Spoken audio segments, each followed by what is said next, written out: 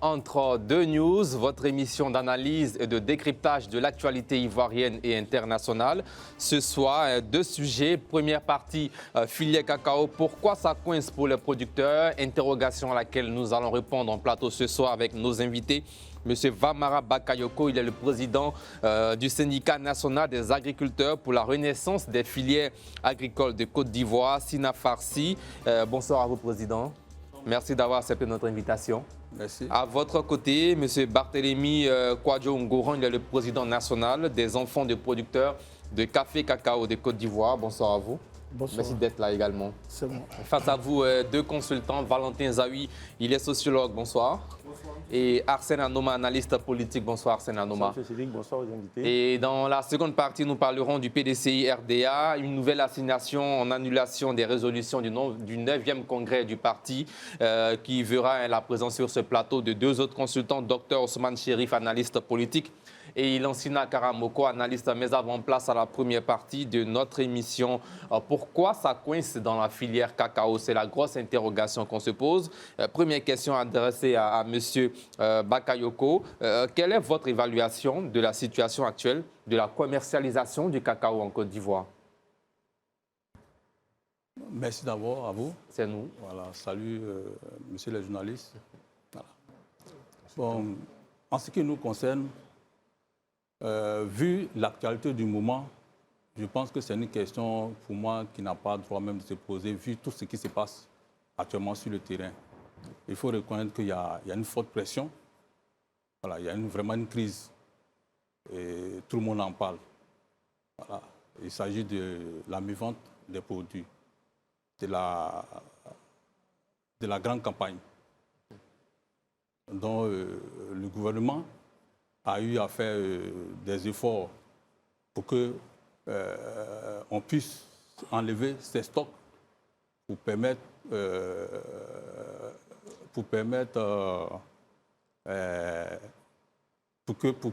que la nouvelle campagne, la nouvelle traite puisse bien démarrer. Voilà. Donc, pour résumer, il y a vraiment une crise actuellement. Voilà. Bien. Et vous, Monsieur Ngoran, quelle est votre évaluation de la situation actuelle de cacao? Le nouveau prix Borchamp de la petite campagne est fixé à 1200 francs CFA. Nous étions tout récemment à 2800 francs CFA. Une grande différence. Oui, une très grande différence. De 2800 à 1200, il y a au moins 1600 de différence. Donc, pour ne pas dire c'est une distance, sinon pas une différence. De 2800 à 1200, c'est déplorable. Vu ce que nous savons. Qu'est-ce que vous savez? Bon, ce que nous savons, c'est que... Parce qu'il y a ce que vous savez que nous ne savons pas forcément. Oui. Ce que moi je sais, et ce que tout le monde sait, c'est qu'on parle de la stabilisation de la filière. Quand il y a une stabilité, c'est que le prix doit être jusqu'à de la grande campagne à la petite traite. Je prends le cas de la campagne de l'année dernière. Nous sommes passés, ils ont fixé le prix, l'État a fixé le prix à 2200 francs. 800. La campagne suis passée, 2200 francs, et le cacao a été acheté à 7000 et quelques. Sur le marché international. Sur le marché international. Et quand tu es un exportateur, le prix fixé, vous respectez le prix fixé, et le surplus, vous le versez au conseil. Et le conseil prend ce prix qui sert à stabiliser le prix de la campagne, de toute la campagne de toute l'année. Est-ce que vous voyez? Et je prends le cas de monsieur le ministre Adoumani. Il a lui-même dit, quand les paysans se plaignaient, le prix a augmenté, il faut que la base aussi soit augmentée, les exportateurs faisaient du surenchère, le conseil sanctionnait les exportateurs. Le ministre est allé sur le plateau pour dire non, on ne peut pas acheter au-delà du prix fixé par le conseil parce que cet argent sert à stabiliser le prix. Et quand on prend le prix, la production de la campagne, et quand on multiplie par cet argent reversé au conseil, je peux dire qu'on peut acheter tout le cacao de la Côte d'Ivoire, même sans crainte. Bien. Valentin Zawi. Oui, Bonjour, monsieur nos invités. Ma première question, c'est avec monsieur Bakayoko. Je lis que votre syndicat est dénommé Syndicat national des agriculteurs pour la renaissance des filières agricoles de Côte d'Ivoire. Oui. Qu'est-ce que vous attendez par renaissance? Renaissance, à vous dire, le syndicat a été créé depuis 2006. Depuis 2006. Et pendant cette période, il y a eu une grande crise qui a vu tous nos dirigeants aller en prison. Donc pour nous, il était vraiment question de réorganiser la filière. Voilà. Vous parlez de 2006, des 2006. gens en prison en tant que syndicaliste, en tant que producteur? Non, en tant que le leader, les grands leaders de la filière. Ah, d'accord. Ceux qui géraient le... Ceux qui géraient, qui avaient la gestion Ce de... ne sont pas vos membres. Voilà. Voilà, Donc, qui avaient la gestion important, même de la filière. Ok. Voilà. Donc, ça, les tapés d'eau... Bien, on fera l'effort de rester sur le sujet, Voilà, sur le problème de la filière cacao. Allez-y. Bien, allez-y. La seconde partie, c'est depuis 20 ans que vous existez, où est-ce que vous en êtes avec la relance ou la renaissance des filières agricoles en Côte d'Ivoire? Est-ce que vous pensez que l'objectif a été atteint parce que c'est dans la dénomination de votre syndicat? Est-ce que ça a été atteint ou bien... Bon, je peux dire qu'il y a eu un grand progrès quand même dans l'organisation de la filière. Il y a eu un grand progrès. Et la remarque, c'est que depuis la mise en place du Conseil Café-Cacao, il y a eu beaucoup de progrès. Mais vu ces derniers temps, surtout cette période, cette crise qui est là, on a vu quand même quelques limites. Bien, on a un souci avec votre micro. On revient juste dans un instant. Arsène Anouma, pendant ce temps, allez-y pour votre question. Ma question, c'est d'abord au président du syndicat. Le président de la République avait annoncé pour la campagne passée 2800 francs. Oui.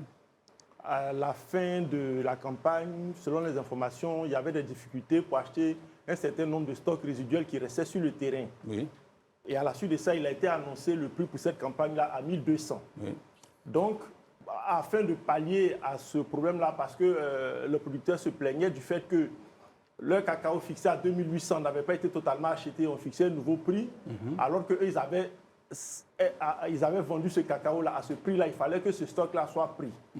Et il y a une certaine somme d'argent qui a été débloquée pour que ce stock résiduel-là soit totalement acheté en vue de lancer effectivement cette nouvelle campagne. Mais selon les informations que j'ai, ce processus-là semble grippé actuellement. Il y a des incompréhensions entre les producteurs et certainement la structure chargée de gérer l'achat de tout cela. Qu'est-ce qui coince effectivement dans le rachat actuel, dans cette opération actuelle de rachat du stock résiduel qui existe? Et puis, vous, quelles sont les solutions que vous proposez pour résoudre ce problème-là et acheter rapidement tout ce stock résiduel à 2800 et passer à la campagne actuelle? Merci Brun pour cette question. Bon, je pense que, effectivement, comme vous venez de le dire, l'État a déposé une somme pour pouvoir enlever effectivement ces stocks résiduels dont on parle. Mais en réalité, dans la pratique, il y a eu des difficultés. Parce que quand je me réfère à la dernière conférence de presse de l'OIA qui a fait un point, on nous dit qu'aujourd'hui, il y a environ 30 000 tonnes seulement qui ont été enlevées. Sur combien? Sur 100 000. Qui devraient être enlevées. Qui devaient être enlevées. Au plus de 2800 francs. Voilà, au plus de 2800. Donc déjà, on peut dire que déjà, en se basant sur ce résumé, sur ces faits, on peut dire que vraiment, il y a un problème au niveau de la gestion de cette somme. Maintenant, qu'est-ce qui bloque pour acheter bien ces avant, 70 000 non, bien avant, s'il vous plaît. Monsieur Ngoron, réaction sur la même question. Allez-y. Bon, j'ai été appelé par un journaliste, une chaîne de télé que j'étais le nom. J'ai dit, je suis désolé. Je suis désolé parce que le Conseil dit le stock résiduel. Mais c'est faux. C'est faux. En Côte d'Ivoire, il y a 3000 coopératives. Demandez au Conseil, il y a combien de coopératives qui ont été inventoriées? Il n'atteignent même pas 200 coopératives. Il n'atteignent même pas 200 coopératives. Après ma visite sur le terrain, ce que j'ai constaté, mais c'est alarmant. C'est alarmant. Qu'est-ce Et que le vous chef avez de... constaté? Oui, le cacao est là. Rien n'a été acheté. Pourtant, l'argent a été débloqué. C'est pas excessif, il y a quand même peut-être une partie. Non, moi je dis rien parce que ce qui a été acheté, c'est minime. D'accord, donc il y a quelque chose quand même qui a été acheté. Mais moi je dirais qu'il n'y a rien. En tant que paysan, je disais qu'il n'y a rien. Parce qu'ils ont acheté pour l'autre et laissé pour l'autre. C'est qu'il n'y a rien. Et il y a des coopératives qui ont contracté des prêts auprès des banques qui les poursuivent. Et à leur tour, ils ont donné. Il y a des planteurs qui viennent déposer leur cacao dans les coopératives, qu'on leur donne des reçus au prix de 2800. Et quand ils vont voir le paysan dit non, moi ça ne me concerne pas. Vous donnez mes 2800. Et le cacao dit, viens prendre le cacao. Il dit non, je vous ai donné le cacao, ce que vous avez fait avec le cacao, moi je ne sais pas. Que le prix, mes prix 2800, c'est ce que je connais. Et c'est ce qui bloque. Et c'est ce qui bloque. Mais l'argent est là, le cacao est là. Pourquoi on n'achète pas? Bien. Merci. Bien, allez-y rapidement. L'argent n'est pas là. L'argent n'est pas là. Mais M. Bakar vient de dire que l'État a déposé l'argent. Oui, l'État a déposé l'argent, mais l'argent n'a pas été suivi. Ah ouais? Je l'ai dit. Dites les choses clairement parce qu'on a Oui, l'impression non, que je suis. Ou non, l'argent n'a pas été suivi. Informez la nation. Aujourd'hui, il y a combien de sociétés qui achètent le cacao en Côte d'Ivoire? Bon, informez-nous. Hein. Il y en a plusieurs. C'est vous les experts. Non, je ne dis pas leur nom pour ne pas faire la publicité sur le plateau. Il y en a plusieurs. Mais il y a combien de sociétés qui achètent ce stock? Une seule. Transcao. Transcao a quel moyen pour acheter ce cacao?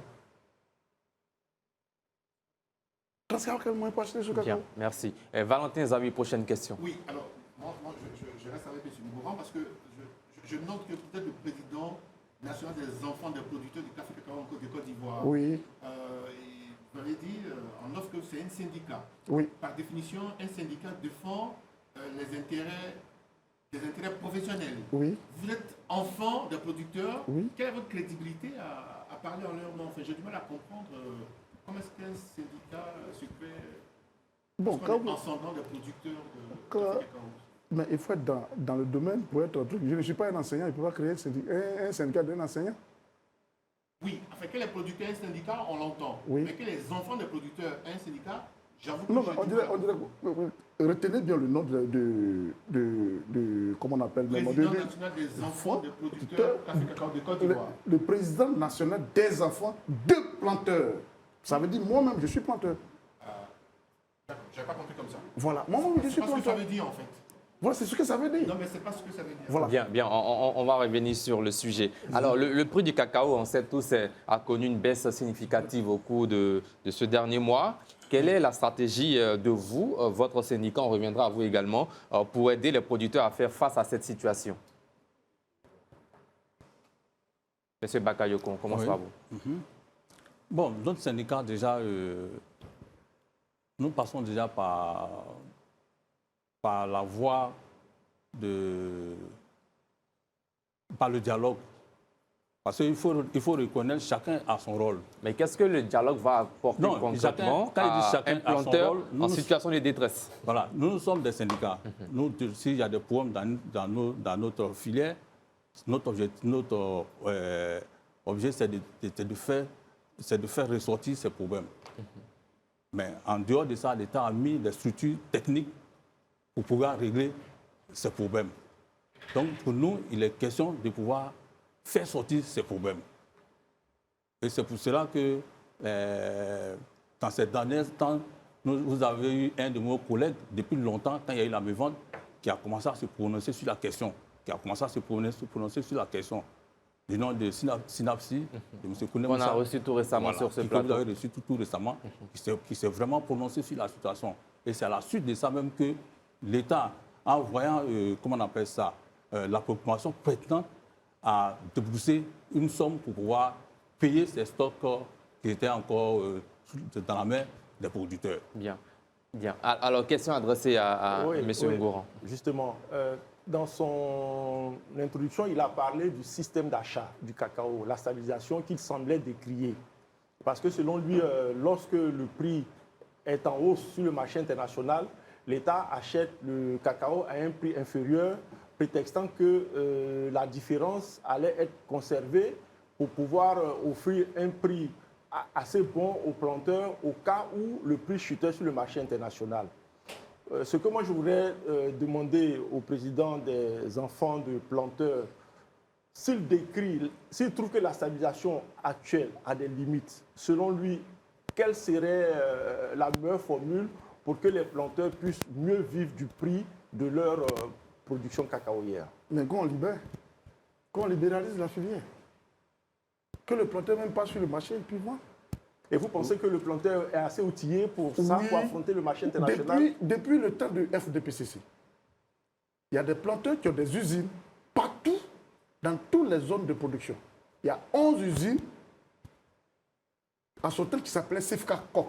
Ça veut dire Sifka Coopérative, la mère des coopératives, qui est censée regrouper la production des coopératives et exporter au nom des producteurs.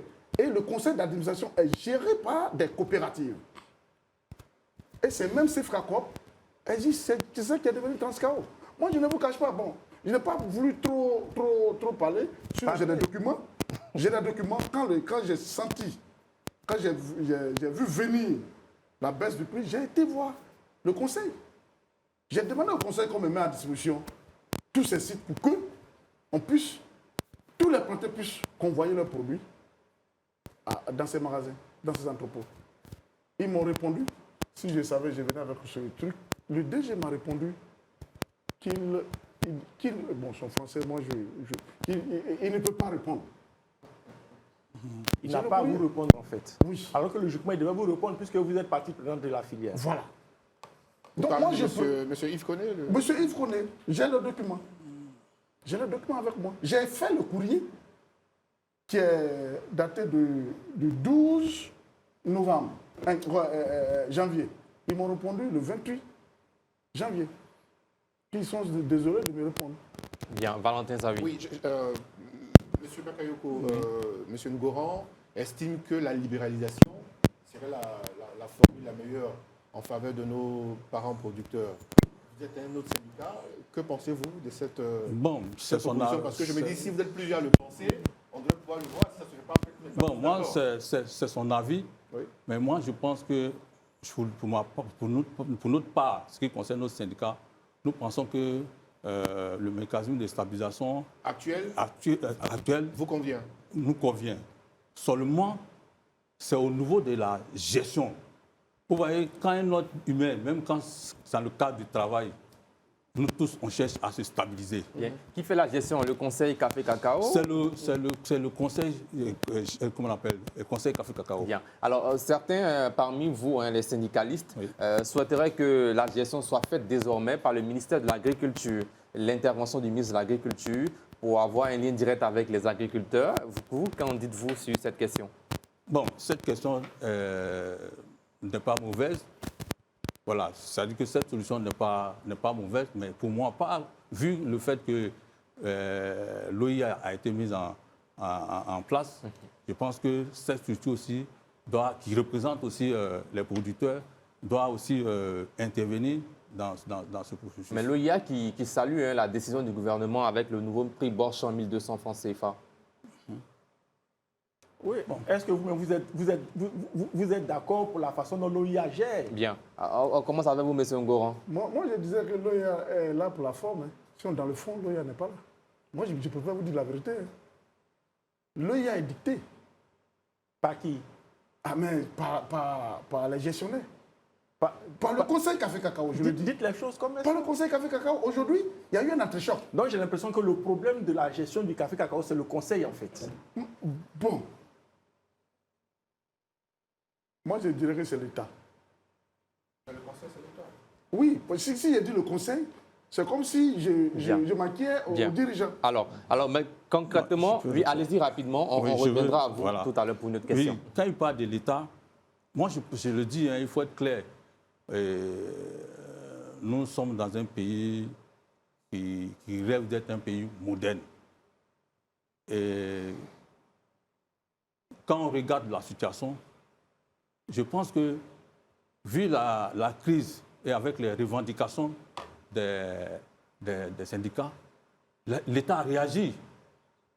L'État a réagi en mettant à la disposition une somme de 280 milliards pour pouvoir enlever Ce stock résiduel. ce stock résiduel dans la main des producteurs. Vous comprenez? Mais quel a été le problème? C'est la gestion de ce montant. Par qui? Par le Conseil Café Cacao. Et à la suite, l'OIA qui a eu, à peu près, selon les informations que nous avons eues, et selon les conférences, qui a eu 40 000 tonnes. D'aucuns parlent de 50 000 tonnes. Non, en tout cas, par rapport aux Sur les documents 100 000 tonnes, hein. sur les 100 000 tonnes. L'OIA a eu 40 000 tonnes. Vous comprenez? Donc l'État a fait sa part. Et moi, je dis aujourd'hui, notre rôle, c'est de dénoncer ces faits. Parce que quand l'État fait ses efforts, il faut qu'il ait une bonne résultat, voilà, un résultat. Voilà. Et je pense que Dieu merci, aujourd'hui, l'État a mis pas mal d'institutions pour pouvoir réagir face à ces situations. On espère que ces institutions vont se saisir de l'affaire pour éclairer l'opinion nationale et internationale. Ça, c'est les syndicalistes qui parlent. on reviendra. C'est les syndicalistes qui parlent. Bien, Oui, il est bien sûr sur ce plateau en qualité de syndicaliste. Alors, monsieur Ngon, réaction là-dessus? Oui, moi là-dessus, quand j'ai dit l'État, ce n'est pas le chef de l'État. Parce que quand l'État met une structure en place, c'est comme un enfant, vous avez votre enfant qui est né, vous devez le suivre. Effectivement. À devenir disons, quelqu'un demain. Mais si vous mettez votre enfant et vous le laissez dans la rue, il va devenir un On ne voyou. peut pas donner 280 milliards. On ne peut pas donner 280 milliards et puis ne pas avoir un jeu de regard là-dessus. Effectivement. Ça, je ne peux pas accepter ça. Je ne peux pas accepter. Surtout que ce sont les paysans qui sont concernés. Merci. C'est impossible. Et aujourd'hui, quand on parle, le syndicat parle, comment on appelle, envoyer la gestion au ministère de l'Agriculture. C'est le même conseil. L'OIA, à quoi bon? L'OIA, à quoi bon d'être créé?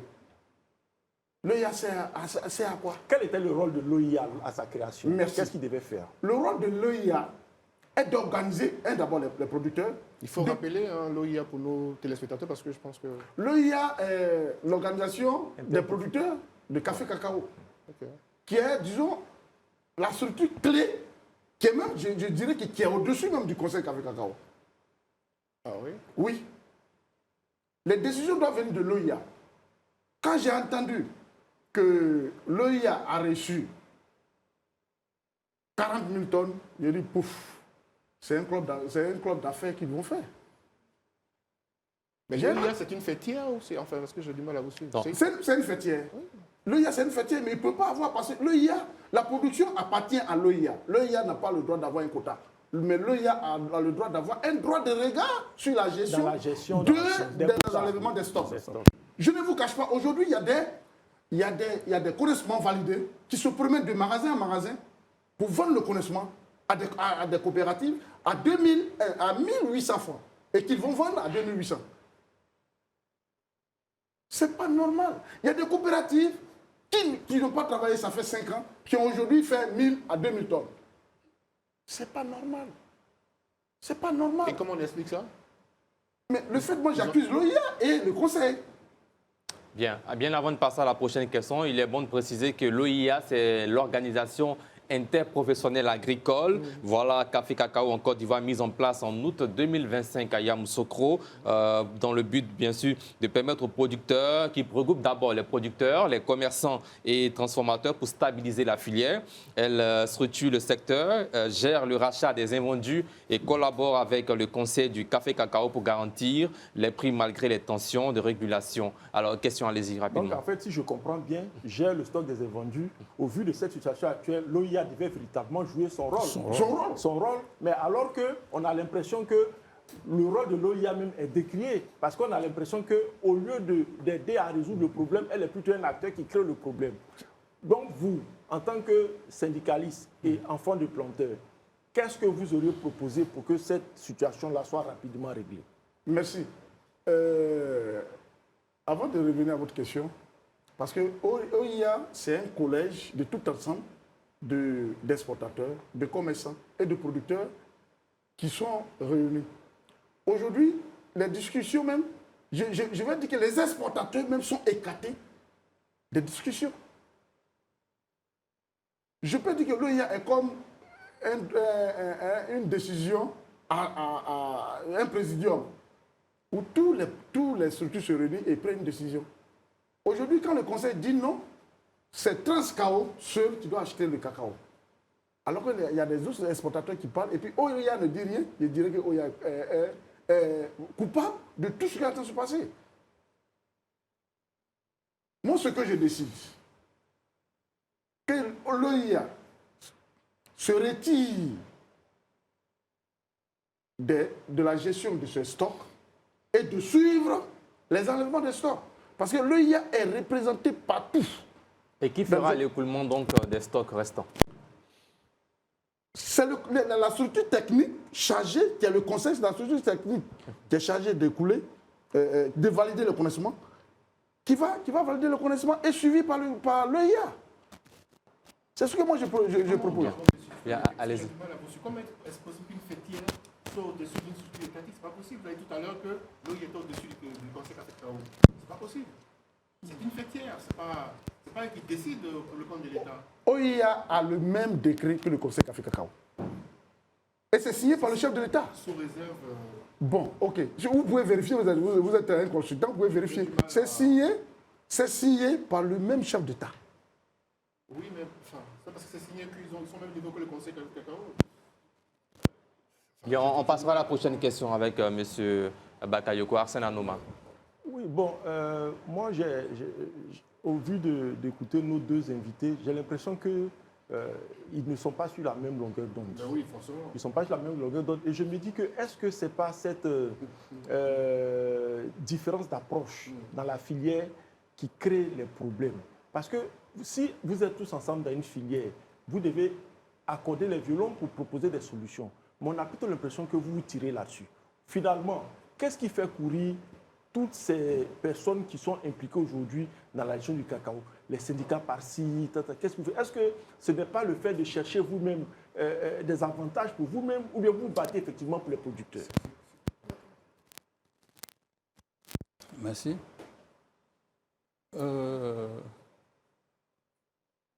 Bon, c'est dans n'importe quel domaine, hein, vous ne pouvez pas avoir les mêmes idées. Mais vous entendez sur l'essentiel. Je pense que l'essentiel pour nous aujourd'hui, c'est de défendre l'intérêt des producteurs. Et l'intérêt des producteurs, dans cette crise-là, c'est de faire de telle sorte que on puisse enlever les stocks résiduels qui est, comment on appelle, de la précédente campagne. C'est sur ça que nous devons nous entendre. Et je pense qu'il est là aujourd'hui, il ne peut pas dire le contraire. Sur ce point, nous avons les mêmes... Vous avez les mêmes objectifs, mais est-ce que vous avez la même manière d'y arriver? Peut-être que la façon d'y arriver peut faire que vous n'arrivez pas à l'objectif. Oui. La manière dont vous parlez, moi je pense que, vu le fait que cette gestion a été donnée au Conseil CAFECAO, de pouvoir mener ce travail-là. Vu cela, il est quand même nous, en tant que syndicat, notre devoir, c'est de vraiment veiller et voir s'il y a des difficultés à ce niveau-là, dénoncer. Et aujourd'hui, c'est ce qu'on constate. On voit que effectivement, l'État a donné ses moyens au Conseil CAFECAO. Mais dans la pratique, il y a un problème. Donc, au vu de la lecture que je fais, oui. La dernière fois, nous avons reçu ici un président de fédération. Il décrivait aussi la gestion du Conseil CAFECAO. À vous entendre, vous deux aussi, vous vous accordez sur ce minimum-là. Donc, j'ai plutôt l'impression que le problème actuel de la filière, c'est le Conseil CAFECAO qui était censé, au contraire, apporter des solutions. Est-ce que c'est la structure, comment vous appelez ça, fonds de gestion CAFECAO, ou bien c'est les dirigeants actuels de cette structure qui posent problème? Est-ce que vous comprenez ma question? On commence avec M. Ngoran, ensuite c'est la dernière question pour terminer. Allez-y. Ou bien c'est ceux qui dirigent la structure qui posent problème? Oui, merci. Mais avant de répondre à votre question, excusez-moi, je vais ajouter un peu. Aujourd'hui, c'est le Conseil qui est chargé, disons, encaisser tout ce qui est prélèvement et parafiscalité et reversé à l'État de Côte d'Ivoire. Est-ce que vous voyez? Mais dans ces parafiscalité et reversement, il y a ce qu'on appelle le fonds de soutien, le fonds de réserve et de soutien CAFECAO. Il y a un autre fonds encore qu'on appelle FIMR, le fonds d'investissement du milieu rural. Tout cela, on ne le voit pas en action, alors que c'est prélevé sur le producteur. C'est combien ils ont mis pendant ces années, nous ne savons pas. Ça veut dire que c'est de l'argent qui était censé être mis quelque part pour soutenir. Bien, merci. Allez-y rapidement pour la même question pour terminer. M. Bakayoko. Est-ce que c'est le Conseil Café Cacao qui crée le problème ou bien c'est ceux qui gèrent le Conseil Café Cacao qui créent le problème? C'est ceux qui gèrent le... Ça revient au même, hein? Non, oui. Non, la structure est Non, bonne. La structure est bonne. allez-y. Il faut reconnaître la structure est bonne. Parce que mine de rien, depuis la mise en place, il y a eu quand même pas mal d'avancées positives. Hein. Vous voyez, depuis combien d'années? Depuis plusieurs années, vous n'avez pas entendu de problème. C'est seulement que le fait que le prix sur le marché mondial, le prix a baissé, qu'il y a un problème. Alors qu'il y a des... Je ne suis pas d'accord. Non. Ça, je ne suis pas d'accord. On a vu contraire par rapport à ça, mais allez-y, monsieur. Oui, je vais revenir sur cette question. Vous voyez, alors qu'il y a tout. Il y a des techniciens qui sont là-bas, qui travaillent dans ce sens-là. Qui auraient dû prévoir qui devaient prévoir tout ça. Vous voyez. Mais en dehors de ça, le système que l'État ivoirien a adopté en ce qui concerne la stabilisation, voilà. Il est question que lorsque le prix augmente, le différentiel, il y a de l'argent qui est quelque part. Pour que, en cas de comment on appelle ça, chute, de baisse, l'État peut toujours payer un bon prix au producteur. Un bon prix au producteur. Et je pense que cette année, c'est ce que l'État essayait de faire. L'État essayait de faire en donnant, c'est-à-dire les stocks qui étaient là, en donnant déjà de l'argent pour acheter le stock qui restait, pour enlever déjà le stock. Et puis même en garantissant 1200, parce qu'actuellement sur le marché mondial, on n'a vraiment pas besoin de... Laissez-moi une minute. Bien, allez-y. On n'a vraiment pas besoin de vos avis, mais vos questions, s'il vous plaît. Oui, allez-y. On devrait revenir là-dessus. Donc, vous voyez, l'État a donné de l'argent. Notre préoccupation, c'était, puisque déjà, avant qu'on donne cet argent, ils ont demandé au Conseil d'inventorier le stock. Et c'est vu ces stocks inventoriés que l'État a déboursé de l'argent. Donc, dans la logique des choses, les choses devaient se passer sans bruit et correctement. Puisqu'on connaît déjà ceux qui ont le stock. Mais quand on regarde aujourd'hui le point d'aujourd'hui, on nous parle de à peu près 8000 tonnes données à des coopératives non inventoriées. Ce qui n'est pas normal. Ce qui n'est pas normal. Maintenant, quand on revient sur les prix, au moment où l'État donnait des prix, le prix 1200, bon, quand on regardait le prix du marché mondial à ce moment, si on voulait vraiment faire les calculs de 60%, on allait trouver à Merci, M. Bakayoko. Mais l'État a fait les efforts. Merci à vous bien. Merci bien. On termine avec vous, M. Ngoran. On voit que vous n'êtes pas d'accord sur la question. Allez-y. Moi, je ne suis pas d'accord. Je ne suis même pas du tout d'accord. Parce que, monsieur Sidik, oui, est-ce que quand votre enfant est malade, vous êtes obligé d'aller dire aux parents de votre femme pour aller envoyer l'enfant à l'hôpital? Ça veut dire que vous avez réservé quelque chose qui est là. L'État ne devait pas attendre qu'il y ait une crise avant de réagir. Parce que l'argent est là. Et M. Adjoumani, le ministre Adjoumani a dit, l'ex-ministre a dit, qu'il vienne informer le nouveau ministre qu'il y a de l'argent quelque part. Non, et quand on calcule, mais c'est de l'argent, c'est de façon colossale. Bien. Et j'ai mal.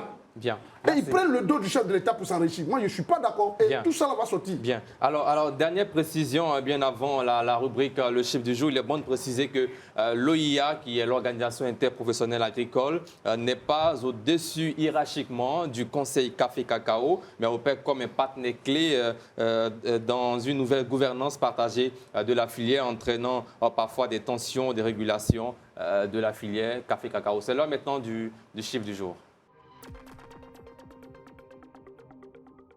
Voilà, nous sommes dans le chiffre du jour. Le chiffre du jour, c'est 97,6.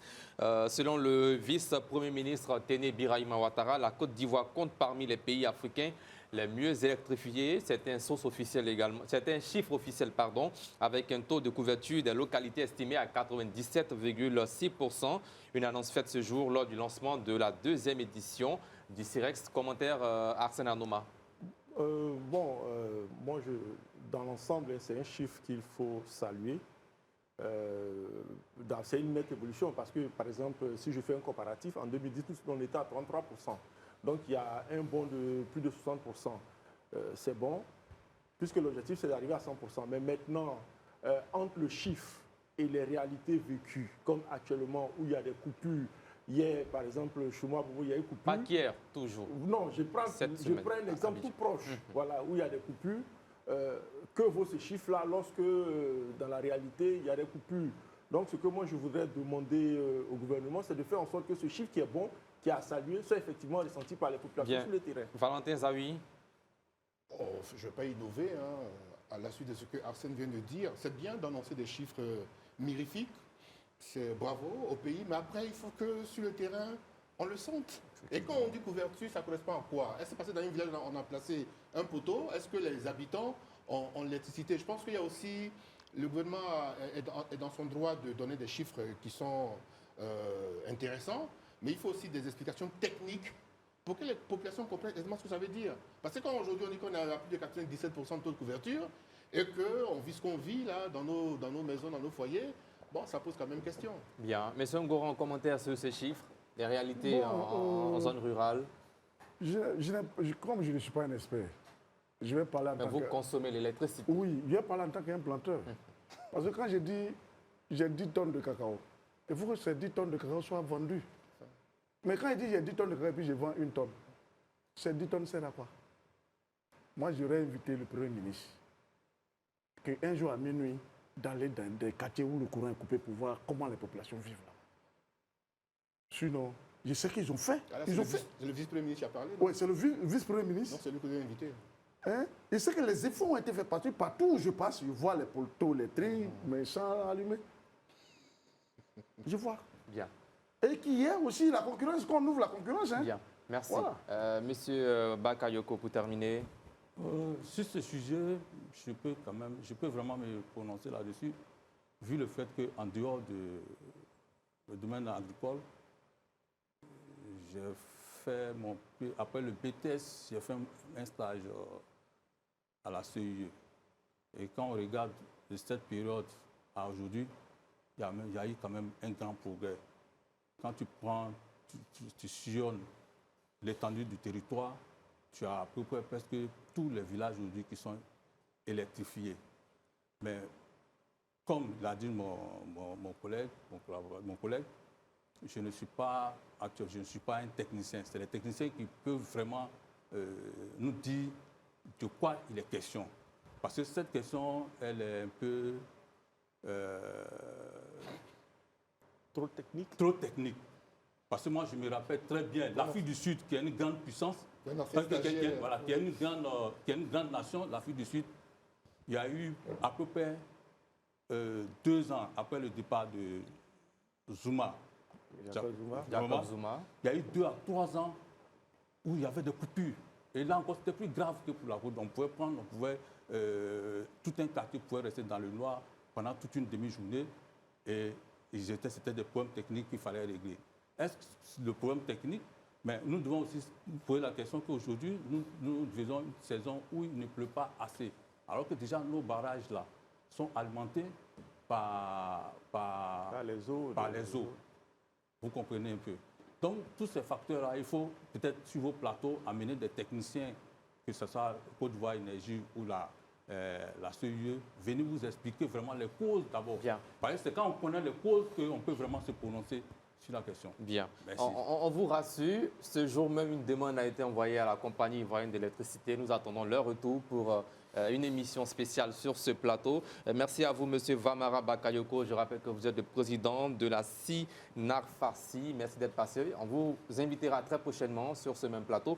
Merci à vous aussi, Monsieur Barthélémy Kouadio Ngoran, président national des enfants, des producteurs de café cacao de Côte d'Ivoire. Espérons aussi vous revoir très prochainement. Deux planteurs. Planteurs, bien. Merci bien pour la correction. On revient juste après la réclame publicitaire pour la seconde partie de notre émission qui sera consacrée au PDCI RDA. Mais avant, c'est l'heure de la réclame. Voilà, nous sommes de retour de la pub rejoints par Dr Ousmane Chérif. Bonsoir. Bonsoir. Et Lansina Karamoko, bonsoir à vous. Bonsoir, Cédric. Alors, dans cette partie d'émission, assignation en annulation des résolutions du 9e congrès extraordinaire du PDCI-RDA en désignation d'un président par intérim et en désignation d'un président par intérim du parti. Tout d'abord, Lansina Karamoko, que vous inspire cette nouvelle information au sein du PDCI qui est tombée la semaine dernière? Oui, bonsoir à tous les téléspectateurs et tous ceux qui nous suivent sur Reflect TV. Ce que ça m'inspire, c'est qu'il commence à y avoir une véritable cacophonie au sein de cette organisation politique. Et cette cacophonie est dirigée contre un homme, c'est le président du parti, M. Tidjane Thiam, qui de plus en plus est contesté. Au 8e congrès, on contestait le fait qu'il soit éligible, n'est-ce pas, à la tête du PDCI parce qu'il ne remplissait pas les conditions. Mais pour le 9e congrès, les gars trouvent autre chose. Ce qu'ils trouvent maintenant, c'est que ce congrès a été organisé dans la clandestinité la plus totale, selon la plainte, n'est-ce pas, du sieur dont j'ai oublié. Tchétché Abié Charles. Il le reproche, n'est-ce pas, à ce congrès-là déjà qu'il a été convoqué 2 jours avant la mise en œuvre, ce qui n'est pas le cas, qu'il aurait fallu que la liste des délégués soit connue, publiée largement, afin que ceux qui veulent être candidats puissent, n'est-ce pas, s'en approprier. Il les reproche également à ce congrès qu'il aurait fallu, n'est-ce pas, comme l'article 39 du règlement intérieur le stipule, qu'à l'ouverture du congrès, il aurait fallu quand même qu'un bureau du congrès soit élu sur proposition du président du parti qui n'était pas là et que cette disposition élémentaire n'a pas été respectée parce que la mission du président du congrès prendrait fin à la fin, donc à la clôture du congrès. Donc il n'y a pas eu de président du congrès, il y a eu un congrès éclaté sans président. Donc il estime que les conditions, selon les textes du PDCI, n'ayant pas été respectées, donc les décisions, les résolutions sorties de ce congrès, donc également l'élection de Tidjane Thiam, ces résolutions ne peuvent pas faire foi, et donc c'est tout ça qui remet en cause. Cette fois-ci, il ne remet pas en cause sa nationalité, mais il remet en cause un congrès qui a été organisé dans l'opacité la plus totale. Bien. Docteur Ousmane Chérif, est-ce que pour vous, cette assignation repose-t-elle sur un vide juridique ou sur une interprétation opportuniste des statuts du parti? Déjà, merci, M. Sidik. Je voudrais d'abord que sur cette plainte-là, on puisse regarder la forme et avant de regarder le fond. La forme, nous avons une plainte qui est portée par M. Tchétché Abié Charles. M. Tchétché Abié Charles est membre du bureau politique depuis 2018. C'est quelqu'un qui n'a jamais cotisé. À part 2018, il n'a pas payé ses cotisations jusqu'au jour Vous avez des preuves de ce que vous avancez? J'ai des preuves de ce que j'avance. On va en arriver jusqu'à la fin. Monsieur Tchétché Abié Charles est délégué départemental de Gagnoa 5. Il n'a pas organisé ni de rencontres ni de réunions de 2018 jusqu'à aujourd'hui. Monsieur Tchétché Abié Charles est militant du PDCI depuis 1989. En 2021, M. Tchétché Abié Charles a été candidat indépendant aux législatives sous la circonscription 078. La circonscription 078, c'est la circonscription de Bayota, Ouagayo, avec 3 autres localités. M. Tchétché Abié Charles a eu 65 voix, soit 0,44%. C'est-à-dire que moins qu'un taux normal même de glycémie. M. Tchétché Abié Charles a eu 65 voix. Dans plus de 5 localités groupées, il a eu 65 voix. Je me demande même si toute la grande famille, parce que moi, ma grande famille dépasse 65 personnes, je me demande si 65 personnes, la grande famille de M. Tchétché Abié Charles l'a voté lui-même. M. Tchétché Abié Charles, après 2021, sa candidature en indépendant, M. Tchétché Abié Charles a eu une décision du président Henri Konan Bédié, la décision 0061/2021/PP/CAB, dans laquelle M. Tchétché Abié Charles est suspendu de ses fonctions de militant et de toutes ses autres fonctions au sein du PDCI-RDA. Ça, il faut que les gens le sachent. Celui qui porte plainte est suspendu du parti depuis 2021. M. Tchétché Abiéchal est revenu au PDCI sur décision du président Tidiane Thiam, décision prise le 21 février 2023 pour le réintégrer au sein du parti. Donc s'il attaque, Non, s'il attaque l'élection du président Tidiane Thiam, ça signifie que si toutes les décisions, comme dans le texte il dit, toutes les décisions du président Thiam sont nulles et de nul effet, donc M. Tchétché Abiéchal est encore suspendu. Donc il doit même nous expliquer sur base de quoi dans la forme il porte sa plainte. Parce que tous les qualificatifs qu'il donne en introduction, qu'il est membre du bureau politique, qu'il est délégué départemental, il est suspendu selon la décision 0061-2021-PP-CAB du président Bédié en 2021. Ça, c'est sur la forme, sur M. Tchétché Abiéchal. Allons-y un peu sur le fond. M. Tchétché Abiéchal revendique 4 choses globalement. La première des choses, il revendique la nationalité du président Thiam. Il dit que le président Thiam était français. Ça ne mérite même pas qu'on s'y attarde.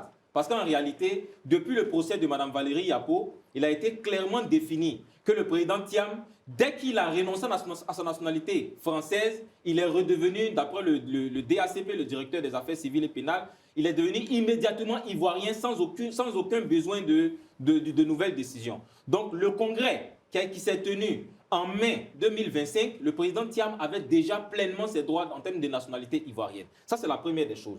Deuxième chose, il s'est plaint du bureau politique. Il dit que le président Thiam n'a pas 10 ans de bureau politique, ce qui est complètement faux.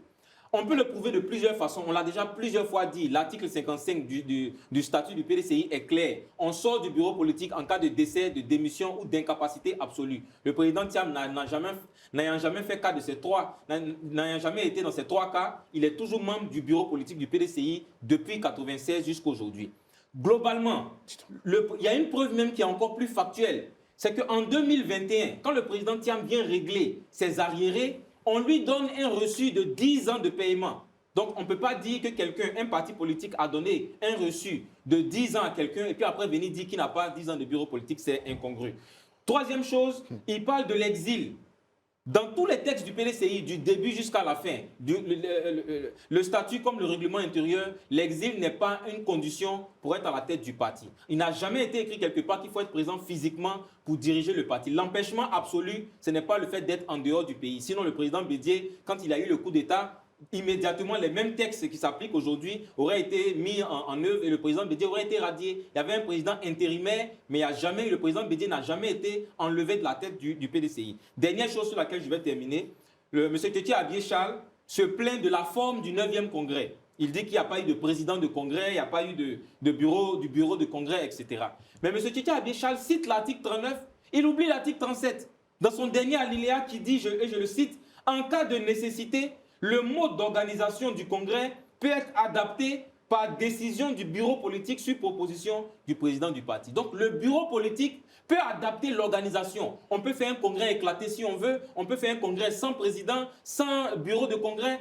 Tout dépend du bureau politique. Et le bureau politique a été clair. Cette façon d'organiser a été décidée en bureau politique, donc c'est complètement illégal. Monsieur Tchétché Abiéchal a écrit en réalité un document qui n'est qu'un ramassis de contre-vérités. Bien. Arsène Anoma, que vous inspire cette situation au sein du PDCI-RDA? Oui, mais pour moi, avant d'en arriver là, je suis un peu désolé comment dire ça? De l'acte de cette personnalité qui veut de cette lecture vitriole que fait mon ami Dr Osman. Parce que,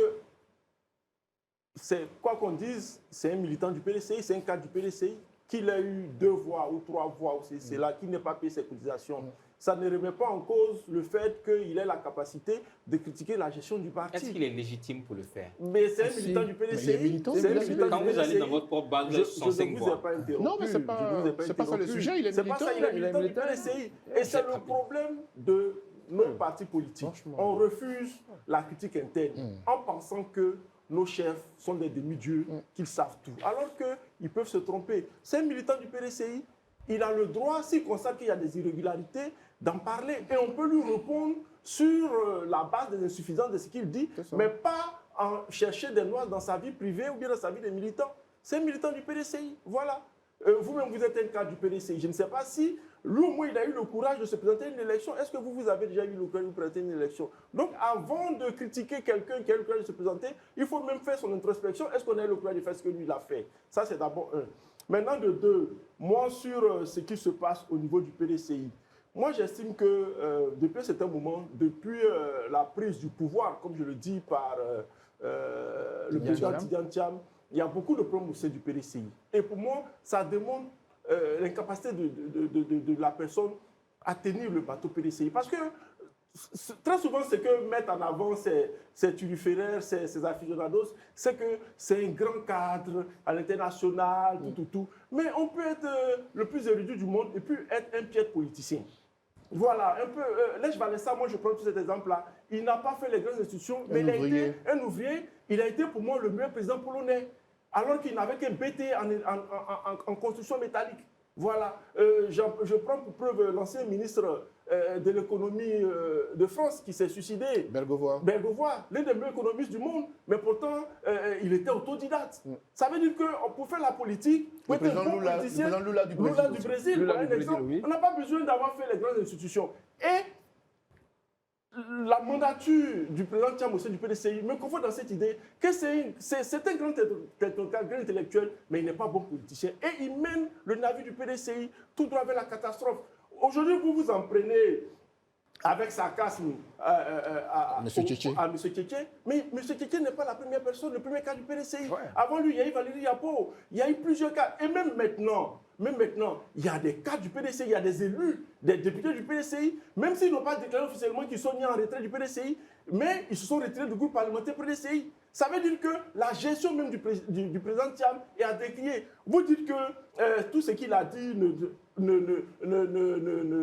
n'a pas sa raison d'être. Mais vous et moi, nous constatons, pour un président de parti, ça fait plus de 12 mois, sans aucune raison qu'il est hors du pays. Sans aucune raison. Il n'y a aucun problème juridique, il n'y a aucun problème, et il s'élève lui seul, il trouve des arguments et il s'en va s'auto-exiler. Mais qui va gérer le parti à sa place? Bien, à qui mais il y a eu plusieurs cas par le passé en Côte d'Ivoire. Quel cas? Au RDR. Oui, mais de 2000 en fait, à 2001. Ça dépend. Comparaison n'est pas raison. Il y a le cas Guillaume Soro également avec GPS. Mais qu'est-ce qui se passe au GPS? Mais il y a eu le cas pendant que le parti existait, Guillaume Soro était absent. Vous prenez le cas du RDR. Mais lorsque le président Ouattara était en exil, mais sa machine lui est restée fidèle. Mais qu'est-ce qui vous dit que le PDC ne fonctionne pas bien aujourd'hui? Mais vous voyez tout ce qui se passe. Il y a des élus au PDC RDR malgré l'absence de Tidiane Thiam. Le président Ouattara était en exil, mais il tenait sa machine du RDR. Mais qu'est-ce qui empêcherait Tidiane Thiam, s'il vous plaît, qu'est-ce qui empêche Tidiane Thiam de pouvoir gérer son parti bien qu'étant à l'extérieur? Vous le constatez. Vous estimez qu'il est incapable? Plein de cas sont en rupture de banc avec sa gestion. Même lors de l'élection passée, l'élection partielle à, je sais pas, à Toumoudi, le ministre Guikaye y était. Il est parti, il a fait une très belle sortie. Il a ameuté ses troupes. Je peux même dire que moi j'ai suivi son intervention, que j'ai appréciée. Mais cette victoire-là est aussi à mettre à son actif, parce qu'il a été présent sur le terrain. Voici des personnes de valeur. Des personnes qui ont tenu le parti, qui ont du coffre, qui ont été mis à la touche pour des raisons, j'estime, farfelues. Et c'est tout ça qui montre pour moi les compétences du monsieur à tenir le parti. Bien, et merci. Malheureusement, tous ces turiféraires comme Dr Ousmane n'ont pas le courage de mettre à nu les incapacités du président Thiam à gérer le parti, nonobstant ses compétences intellectuelles. Bien. Valentin Zawi, votre lecture regarde tout ce qui a été dit sur ce plateau, sur cette situation préoccupante au sein du PDC-RDA. Alors, trois choses. La première, c'est toujours un peu désolant de constater que parce qu'un militant a un avis contraire, on lui jette l'anathème, on le traite de tous les noms. Monsieur Tchétché, qu'on le veut ou non, à ce jour, il est militant du PDCI. Si dans l'appareil de ce parti, il n'y a pas eu la possibilité de gérer en interne ce problème qui est porté devant la justice, mais en tant que militant du PDCI, je ne suis pas expert du sujet, mais je pense qu'il est crédible à faire ce qu'il a fait. Maintenant, c'est à la justice d'apprécier s'il a raison ou s'il a tort. Mais je trouve quand même un peu désolant pour une démocratie que chaque fois que quelqu'un a un avis contraire ou bien se désolidarise d'une action, comme par hasard, il devient le vilain petit méchant, un pestiféré. Merci, Arsène, de me passer le mot. Et ça, je trouve quand même qu'il faut quand même qu'on change. Et surtout venant de la génération jeune, c'est un peu désolant. Donc il faut qu'on en sorte. Ça, c'est la première chose. La deuxième chose, par définition, un parti politique est un club privé, est une association. Donc, ce que le PDCI fait, ça regarde le PDCI. Juste que c'est un parti qui a pour ambition de nous gouverner. Et rien que pour ça, on a un droit de regard sur ce qui s'y passe. Manifestement, il se passe des choses pas très, je vais dire, catholiques au PDCI. Est-ce parce que M. Tidiane Thiam est en incapacité de gérer ce parti? Est-ce parce qu'il y a beaucoup de velléités pour des ambitions légitimes? Je ne sais pas trop. Mais le fait est qu'une démocratie, elle est crédible quand il y a un parti qui est au pouvoir et quand il y a aussi une opposition crédible. Et le PDCI est quand même un grand parti. Donc, on peut s'attrister de ce qui arrive aujourd'hui au sein de ce parti. La troisième dernière chose que je voudrais dire, c'est de faire observer que il est tout à fait normal que dans la vie d'un parti, c'est comme un être humain, il y a des moments de confort, il y a des moments d'inconfort. Il faut que ces moments d'inconfort-là soient gérés en toute sérénité. Malheureusement, c'est parce qu'on constate au sein de nos partis. Pour l'intérêt de la démocratie ivoirienne, il faut que ces moments d'inconfort que vit aujourd'hui le PDCI, là, ces moments-là soient gérés avec beaucoup de sérénité pour qu'on puisse en sortir. Bien. Alors, Dr Ousmane Cherif, bien avant Lansina Karamoko, alors au sujet de la vacance du PDCI, nous allons citer, il dit, attendu que l'article 40 des statuts du PDCI-RDA stipule, le président du parti est élu par le Congrès pour 5 ans, il est rééligible. Je vais vous épargner de certaines choses, mais plus loin, la durée de l'intérim ne peut excéder 6 mois, sauf si la durée du mandat restant à courir est inférieure ou égale à 1 an. Attendu que l'article précité traite de l'empêchement absolu qui peut être défini comme l'impossibilité objective et durable du président du parti, le PDCI-RDA d'exercer personnellement et directement les attributions essentielles liées à sa fonction de président du parti. Et plus loin dit, attendu en l'espèce, depuis 12 mois, au moins, le président du parti se trouve en France sans raison valable apparente. Que vous inspire ce passage-là qui est vraiment lié au fait? Voilà, effectivement, déjà quand on parle d'empêchement absolu, les choses sont claires.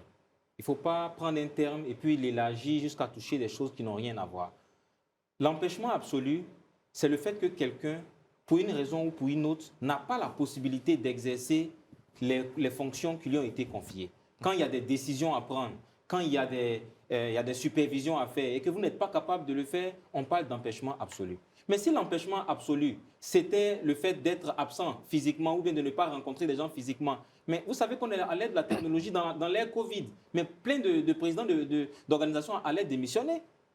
Dans l'ère Covid, il y a eu des centaines de milliers de réunions par Zoom, mais on peut gérer des choses efficacement avec la technologie. Mais là, il y a une réalité. Est-ce qu'il y a vacance de pouvoir au PDCI-RDA et qui devait avoir intérim 6 mois jusqu'à présentement, il parle de plus de 12 mois d'absence du président Thiam. Effectivement, c'est ce que je dis. Si on devait considérer que l'absence physique est un empêchement absolu, le président de la République actuelle, on allait considérer qu'on a besoin d'un intérim.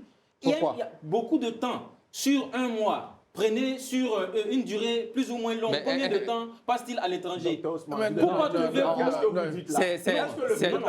vous plaît, Arsène Arouma, vous n'avez pas la parole. S'il vous plaît, non, vous n'avez pas la parole. Il n'a jamais fait un mois hors du pays? Non, s'il vous plaît. Il n'a jamais fait un mois On revient au sujet des statuts du PDCI-RDA et non du président de la République, qui est une institution. Quelle est la comparaison? Je souhaite que ceux qui considèrent qu'il faut être présent physiquement pour bien gérer non, pas physiquement. Il estime que Thiam a fait plus de 12 mois au moins. Voilà. À l'extérieur. Permettez-moi d'aller au bout de cette argumentation. Ceux qui considèrent qu'il faut être présent physiquement pour bien gérer une organisation doivent se plaindre des absences répétées du président de la République. On vous a bien compris. Celui qui ne se plaint pas de ça n'a pas légitime. Maintenant, il y a une plainte au sujet du PDCI-RDA. Maintenant, concernant l'empêchement absolu au sein du PDCI, je le dis, le président du parti, dans les statuts, on n'est pas en train de parler d'une émotion. On parle de ce qui est écrit dans les statuts. Parler d'empêchement absolu, c'est l'impossibilité d'exercer ce qu'on demande au président de faire. Le président, au sein, il y a un article, il y a tout un chapitre concernant le rôle du président. Et dans tout ce chapitre-là, il n'y a pas un besoin physique. Il n'y a rien qui demande à ce que le président soit physiquement là. Il a son numéro 2. Il y a près de 8 vice-présidents qui font le travail ici. Il y a le secrétaire exécutif en chef qui est le numéro 2 du parti qui fait le travail. Il y a les délégués qui sont dans les différentes zones qui font le travail. On n'a pas besoin que le président vienne taper à la cour de chacun pour savoir ce qui se passe. Ce n'est pas comme ça que le PDCI fonctionne. Bien. Mais dernière chose, permettez-moi juste rapidement de parler au moins de la légitimité. Plusieurs élections se sont faites au sein du PDCI.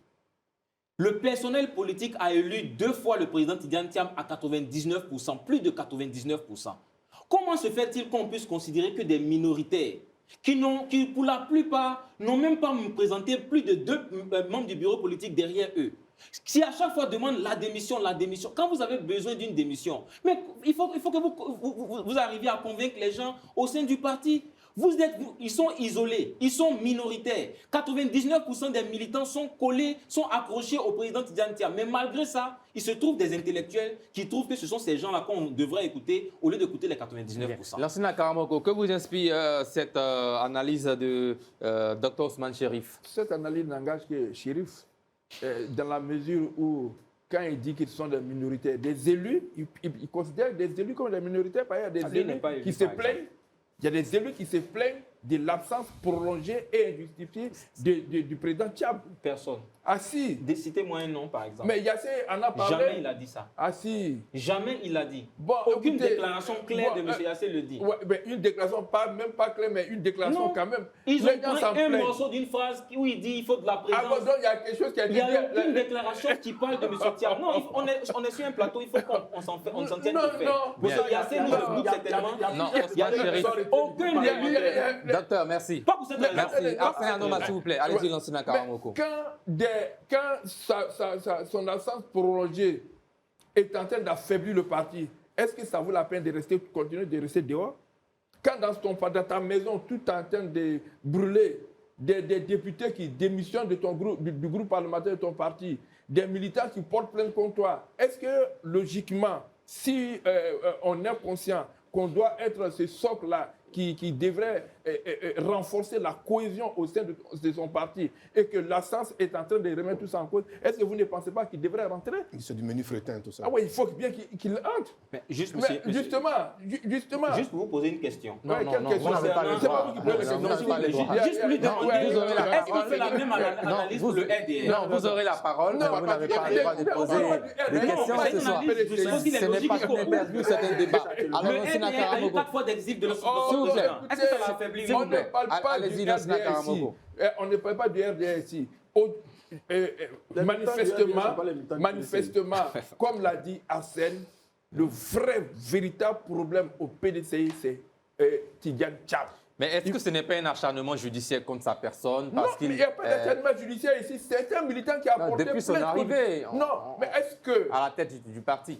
Est-ce que Valérie Yapo est magistrate pour avoir assigné Tidjane Thiam? C'est un militant du PDCI. Tchétché, qui le fait aujourd'hui, est un militant du PDCI. Ceux qui critiquent sont les militants du PDCI. Manifestement, Tidjane Thiam est le vrai problème du PDCI. Et comme il sait très bien que quand on est chef d'un parti, il y a des adversités qui vont se développer, quoi qu'on le dise. Et que quand on n'est pas capable d'affronter ces adversités, on ne peut pas être président d'un parti politique en Afrique et encore moins en Côte d'Ivoire. S'il rentre, c'est tant mieux pour lui. S'il ne rentre pas, mais son parti est en train d'imploser et ça ne va pas louper. Bien. Alors, c'est la question que je pose en commençant par vous. Oui. Est-ce que vous pensez que l'éloignement de Tidjane Thiam affaiblit son autorité au sein du parti? Oui, ça affaiblit son autorité parce que lui-même, il a créé les conditions de l'affaiblissement de son autorité parce qu'il n'est pas un président cohérent, il n'est pas c'est-à-dire qu'il ne méritait pas d'être à la tête d'un grand parti comme le PDCI. Mais il a pourtant été élu par la majorité des militants du parti. Oui, on sait comment ça se passe. On sait comment ça se passe, ces élections. Mais les conditions d'élection, Quand on organise on annonce un congrès, puis 2 jours après, on organise ce congrès et que ça ne se fait pas comme ça. On a dit qu'il faut communiquer la liste des délégués. Est-ce que la liste des délégués a été communiquée et largement diffusée, de sorte qu'il y ait d'autres candidatures à peine ouvertes, à peine clos, la période du dépôt des candidatures et dans ces conditions. C'est pourquoi d'ailleurs Tchétché dit dans son assignation-là que c'est un congrès qui s'est déroulé dans la clandestinité la plus totale et donc toutes les résolutions sorties de cette clandestinité ne peuvent pas faire foi. Bien. C'est malheureusement propre à tous les grands partis en Côte d'Ivoire, Sénat Noma. Cette manière d'organiser parfois les congrès, les organisations. On a vu tout récemment le RHDP lors de son congrès. On n'a pas entendu le dépôt des dossiers des candidatures. Non, généralement, nos grands partis sont faits pour être, je dirais, à la solde des dirigeants. Nos partis sont des ordres à la solde des dirigeants. Donc pourquoi le cas du PDCI vous étonne parfois? Le cas du PDCI pose problème actuellement parce que ça crée des problèmes, ça crée des sons discordants. Parce que... Mais c'est la démocratie. Non, ce que je voulais dire. On peut vouloir copier quelque chose chez quelqu'un d'autre, mais ne pas avoir la possibilité de répercuter cette chose-là que l'autre fait. Qui copie ce qui alors? Non, il prend l'exemple du RDR d'antan et vous prenez l'exemple du RDR. Mais le problème, c'est quoi? Même si c'est fait, le RDP ne fait que truster les victoires. Le RDP n'a pas de problème de contestation d'autorité. Non, mais sur la question, le congrès du RADP a été annoncé longtemps avant. Oui. Tout le monde a la lecture. Mais il n'y avait pas assez d'informations sur les candidatures. Les candidatures. Considérons même que c'est qui du soir, mais là, vous venez de dire quelque chose d'essentiel. Nous, ici, nous avons tous été informés bien longtemps que le congrès allait. Rien n'a été caché. Moi-même, j'étais présent au congrès. J'ai vu comment les choses sont passées. Donc, rien n'a été caché. Tout était vu. Le problème, comme vous avez dit toute votre question tantôt, est-ce que ça affaiblit? Mais finalement, ça affaiblit. Moi, j'ai une image. Vous vous rappelez de ce monsieur lors d'une réunion du PDCI qui avait eu qui avait proposé un plan B. Il a été soulevé, jeté hors de la salle comme un sac. Mais finalement, le monsieur a eu tort d'avoir une raison. La main de Fantomas. Ça peut dire qu'en fait, mais les militants RHDP qui se lancent des chaises dans un meeting là, il n'y a pas de problème. Le président Thiam fait bien. Alors qu'il fait mal. Il y a trop de choses et il faut revenir, il faut reconnaître que actuellement, il est incapable de gérer le parti. Bon, vous estimez qu'il est incapable. Certains militaires estiment qu'il est capable. Alors, merci. Alors, Valentin Zawi, est-ce que ces accusations de décisions contradictoires traduisent une crise réelle de gouvernance au sein du parti? Ça commence à faire un peu trop. En sociologie, quand on parle de légitimité, il y en a 3. Il y a la légitimité traditionnelle, c'est au nom de cela qu'un chef du village, il devient chef du village. Il y a la légitimité charismatique, au nom du parcours et du vécu du leader, le président Ouattara, le président Laurent Gbagbo, c'est au nom de tout ça qu'aujourd'hui ils sont adulés. Et puis il y a ce qu'on appelle la légitimité légale rationnelle. Donc il repose sur les lois. Quand vous prenez la légitimité traditionnelle, on n'est pas dans ce cas-là avec le PDCI, quand vous prenez la légitimité, je vais arriver, charismatique, le président Thiam, du fait qu'il soit un cadre connu à l'Inter, en dehors de ça, en tant que politicien, on n'a pas encore vu grand-chose. Maintenant, si on doit se reposer, si on doit prendre uniquement en compte la légitimité légale et rationnelle, donc la loi, et qu'aujourd'hui, de plus en plus des militants du PDCI remettent en cause les conditions de l'élection, ça commence à faire quand même beaucoup. Donc je pense que le PDCI n'est pas un parti quelconque. Le PDCI a bâti ce pays-là. Le PDCI, si on parle d'un parti d'opposition crédible, c'est le PDCI aujourd'hui. Donc je pense que c'est dans l'intérêt même des militants de ce parti de s'accorder sur un minimum pour qu'ils arrêtent de nous servir ce qui n'est pas de nature à grandir ce parti. C'est un parti grand. Docteur Ousmane Cherif, comment vous expliquez le fait que le PDCI souffre aujourd'hui d'un manque de cohésion? Oui, en fait, il y a un semblant de manque de cohésion. C'est plus qu'un semblant. C'est plus qu'un semblant. Quand vous prenez le RHDP aujourd'hui, est-ce qu'on peut dire que c'est un parti en manque de cohésion? Alors que vous avez un président de l'Assemblée nationale qui a eu qui n'est pas reconduit, il est pratiquement le seul à ne pas avoir repris son poste. Est-ce que vous êtes d'accord que le RHDP est en manque de cohésion quand vous avez M. Évariste Méambli qui devait être candidat à la présidence du congrès RHDP qui n'a pas pu l'être, qui est passé sur des plateaux. Oui, mais qui n'a même pas pu être candidat. Il ne voulait pas battre campagne. Son objectif, c'était d'être candidat. Il est passé sur tous les plateaux. Vous trouvez que c'est une mise en scène? Bien, allez-y, docteur Ousmane Cherif. Vous voyez, le RHDP Si on devrait rester sur des petits bouts d'interprétation, mais le RHDP serait le parti le plus divisé de la Côte d'Ivoire. Ah bon? Serait, Quand vous avez des indépendants, non, vous dites serait. Combien vous avez d'indépendants qui se disent être issus du RHDP, qui sont allés, qui ont été même pratiquement sanctionnés après? Le RHDP est le parti le plus divisé. Des gens, des cadres qui envoient des cadres de mais monsieur Sidik, je veux juste terminer, parce que je suis peiné quand aujourd'hui des anciens militants RDR disent l'exil est un défaut pour un parti politique. Moi, personnellement, je suis peiné. Je peux comprendre qu'un autre parti politique le dise, il n'y a pas de souci. Mais le RDR est le parti politique qui, en termes de chronologie, a eu son patron le plus à l'étranger. Il n'y a pas un autre parti politique que celui-là. Non, j'en arrive. Allez-y rapidement. Quand vous avez un parti politique comme ça et que vous êtes militant de ce parti-là, je ne pense pas que vous ayez la légitimité de venir sur un plateau pour dire un parti politique qui n'a pas son président en place. Monsieur Alassane Ouattara, quand il est sorti, quand le président Houphouët-Boigny est décédé, mais il a pris son avion, il est parti, il voulait faire de la politique en Côte d'Ivoire. Pourquoi il n'est pas resté? En l'an 2000, il n'y avait aucun mandat d'arrêt contre le président Alassane Ouattara en l'an 2000. Aucun mandat d'arrêt. Et il était où? Il a pris son avion, il a quitté la Côte d'Ivoire, il est allé en France. En l'an 2000. Beaucoup ne le savent pas. Sur un autre plateau encore, j'ai discuté avec quelqu'un qui ne sait même pas qu'Alassane Ouattara est sorti du pays en l'an 2000. Non, c'est pas vrai. En l'an 2000. Non, c'est pas vrai. Il était ici. Vous savez pourquoi il est revenu La transition militaire? Écoutez-moi. Il n'est pas venu en 2001. Quand l'élection du président Laurent Gbagbo s'est faite, cette élection-là, à la fin, il y a eu des troubles. Oui. Après les troubles, le président Alassane Ouattara a quitté la Côte d'Ivoire. Donc il était là. Non. J'ai dit qu'il a quitté la Côte d'Ivoire. Non. Calmez-vous, monsieur Lassane. Il est libre de... Non, je vais vous enseigner. Il est libre d'aller devenir... En l'an 2000, le président Alassane Ouattara, en l'an 2000, les téléspectateurs qui nous suivent pourront lire après. Non, il a quitté la Côte d'Ivoire dans un contexte où il y avait eu le charnier de Yopougon, il y avait eu des troubles. Il a quitté la Côte d'Ivoire. Et quand il a quitté, vous savez, quand il est revenu... Non, mais pour la il a quitté la Côte d'Ivoire, il était en exil. Il était en exil. C'est pas vrai. Maintenant, je vous explique, monsieur Valentin. Laissez-moi aller jusqu'au bout de mon développement et vous me répondez après. Non, moi je vous informe. Le problème, c'est que sous Gbagbo, Alassane Ouattara n'a jamais été en exil. 2 fois, ça dit il n'est jamais informé. C'est de façon involontaire, il n'est pas en exil. Enfin, je vous informe qu'en 2001, quand il y a eu le forum de réconciliation nationale, oui, il était où? Le président Laurent Gbagbo a appelé les différents présidents qui devaient participer. Le président Alassane Ouattara était en France. Oui, mais il avait eu besoin d'avoir des garanties sur sa sécurité avant de rentrer en Côte d'Ivoire. C'est pas vrai, ça. Mais qu'est-ce qu'il dit? Le président, en ce moment-là, le RDR existait. Est-ce que le RDR était affaibli? Il y avait M. Adama Champion. Allez-y, lire. M. Adama Champion a fait des déclarations en son temps pour dire que quand le président Alassane Ouattara était à l'étranger, il a fait des déclarations pour dire qu'on ne peut pas avoir un président à l'étranger. Le RDR n'était pas si soudé qu'on le croit. Il y avait des gens, des voix en interne qui se plaignaient. Vous allez nous dire aujourd'hui, vous savez la raison pour laquelle le président Thiam est à l'étranger. Je vous dis, monsieur Valentin. Je veux juste comprendre. Monsieur Valentin Zawi, je le dis et je le répète sur ce plateau. Oui.